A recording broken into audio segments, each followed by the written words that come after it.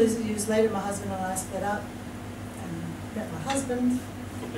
A different husband. A different husband, not my current husband, as I like to say. And I went into the computer business. We both did, as a matter of fact. I was on the technical side in a variety of roles. It seemed like a job at the time where I used to teach primary school, so it was quite a leap for me.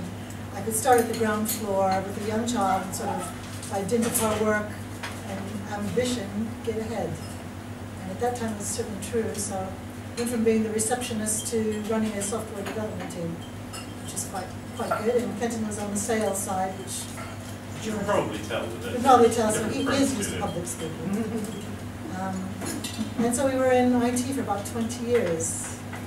Yeah, about 20 years. And it was really good, really had a good time in it. It was a booming time in IT before the big crash. And you sort of reach a point where you think, well, I'm now too young to retire and I've got another 20 years doing the same thing.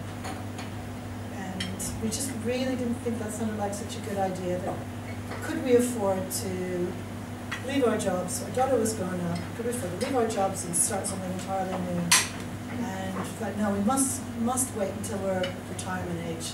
And then I talked to my father-in-law one day, and he said, I said, Brian, you always wanted to move to Spain or to Greece to retire.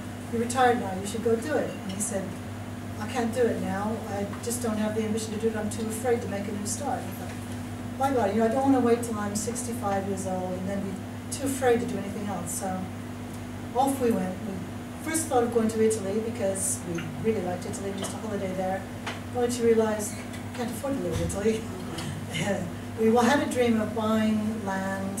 We, office workers our whole lives, wanted to buy some land, grow our own food, the old... Not sure really why. Not sure why. Grown up in cities. I'm from London. Yeah, from a city. The idea of buying some land is based out of pure ignorance and folly. Nothing, nothing other than that. My mother was shocked when she found out we bought a farm, because I was the type of girl who never liked to help outside, always wanted to stay in the house. My idea of digging weeds was cutting off the top so you didn't see them anymore. And so it was quite a change in my life, for sure. So we thought, we'll buy a nice farm, we'll grow our own food, rather than the good life, as I'm sure you guys are well familiar with. Decided on Spain because it wasn't too far from England, where our daughter lives, and didn't want to be too far from an airport. We had this idea of going into tourism. How original is that? Only to realize we don't really get along that well with people we don't know, so maybe not the best idea. So we just started looking around Spain for the right place, which took about 2 years.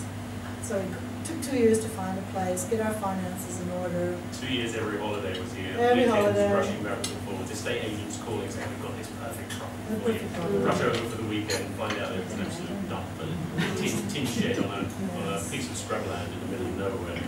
Found a house that we liked and lost that. We were gazumped on that one. Until our estate agent, who's actually pretty decent, said, I've got this place in New Cara that sounds like a beautiful place, but it's really off the beaten path. We started kind of like us, so you drive. I don't know if any of you have ever been to New Cara, but you have? Yeah, it is a drive. And the roads are like this from Coeen all the way. And the road wasn't even very good back then. We drove up, it was so hot, it was the middle of July. We drive to Juncara, drive up to see the place, and we're driving through pine trees. And to me, before we even saw the place, that was it for me, because where we used to holiday as a little girl, it was in the Black Hills of South Dakota, as per the song, if you know that song. And they had pine trees everywhere, and it just felt like home. And we got to the house, which was a wreck. It was just a shell. Went down to the bottom of the land where we have our own forest, and walked through, and I said, this is the one. So I'd actually seen at the time, the company I was working with had an office in Madrid, and I came to Spain very frequently.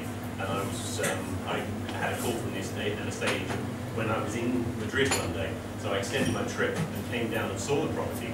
It was in April, it was raining, it was miserable, and I looked at it and I felt that this was exactly where we wanted to be. But I didn't dare say anything to Anne because I didn't want to prejudice it. I didn't want to say, yeah, this is wonderful. just because I didn't want to give any impression ahead of Anne seeing it. And it was nearly 3 months later before Anne could get away and we could both come and see the property. And I'm trying to keep this all a secret without saying anything at all. I think I managed it. Yes, I said, what's it like? What's it like? I just can't say. It was really irritating. And so we moved here. We drove all the way from England with 2 Land Rovers, 2 boxer dogs and us. We had a really tough time. The property was a mess. It was Yeah. 3 different parcels of land, parceled down, Took handed ages. down through different sides of the family. One piece of land, the deeds were a piece of paper torn out of a notebook with a thumbprint on it. That's one of the brothers didn't write.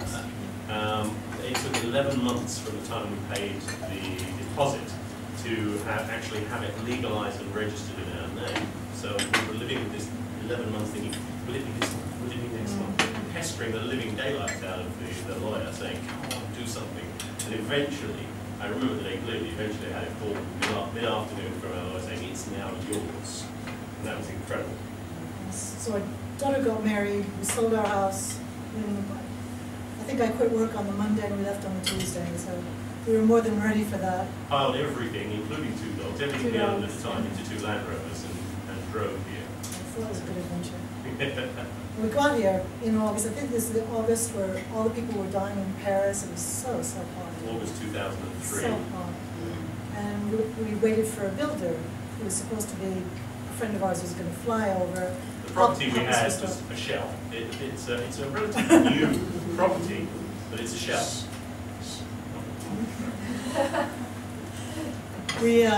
Yes, it was a shell. Needed some help building it. We were going to be the laborers. He was going to be the expertise. And he changed his mind. There we were. It was October. We'd been here 2 months already. He changed his mind. And at that time, you know, Spain, you just could not get builders for love nor money. And the other guy in the village who said he could do it, we'd have to wait for 6 months just to have him start. And one morning, we're just in total frustration, living with 2 boxers in this little tiny flat. And I said, what are we doing? We're smart people. Now, how hard can it be? Famous last words. It was pretty hard. A lot of help from the internet and some self-help books and a smart husband and a willing laborer mixing concrete and all the rest. We did it. 9 months later, we moved in.